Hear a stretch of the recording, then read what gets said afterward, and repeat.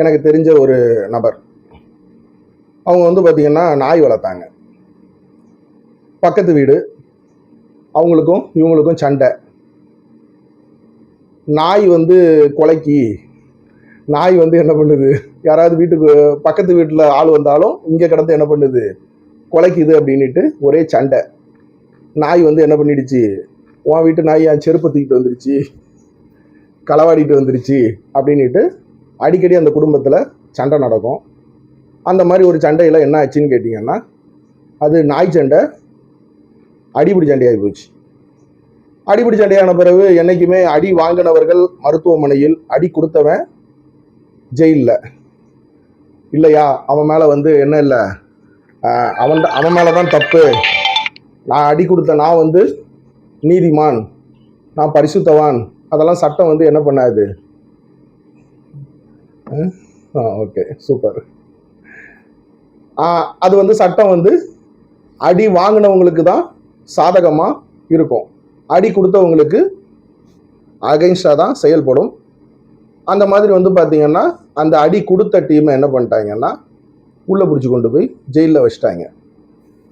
ஜெயிலில் வச்சதுக்கு அப்புறமா பார்த்தீங்கன்னா வெளியே வரும்போது ஒரு சாதாரண ஒரு நாய் சண்டையில் ஜெயிலுக்குள்ளே போன அந்த நபர், அந்த குடும்பம், அதில் உள்ள ஆண்கள் எல்லாரும் என்ன ஆயிட்டாங்கன்னு கேட்டிங்கன்னா ரவுடிகளாக மாறிட்டாங்க.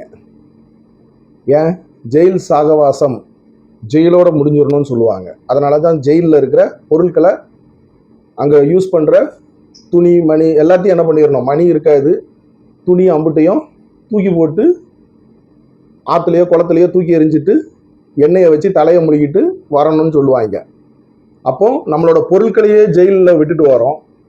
மனிதர்கள் பழக்க வழக்கங்களும் அதே மாதிரி தான், ஜெயில் சகவாசம் ஜெயிலோட முடிஞ்சிடணும்.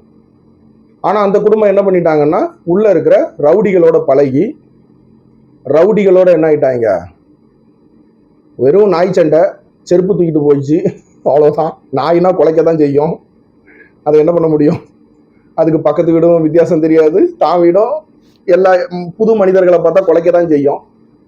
கேங்ஸ்டராக என்ன ஆயிட்டாங்கன்னு கேட்டிங்கன்னா அந்த நபர்களோட சேர்ந்து அவங்களோட வாழ்க்கை, அது பணம் வந்துச்சு, ரவுடி சத்தில் போய் வீடு கட்டினாங்க, பங்களா கட்டினாங்க, அது ரெண்டாவதுங்க.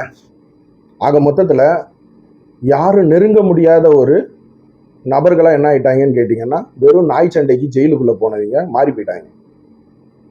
அப்போ அந்த மாதிரி தான்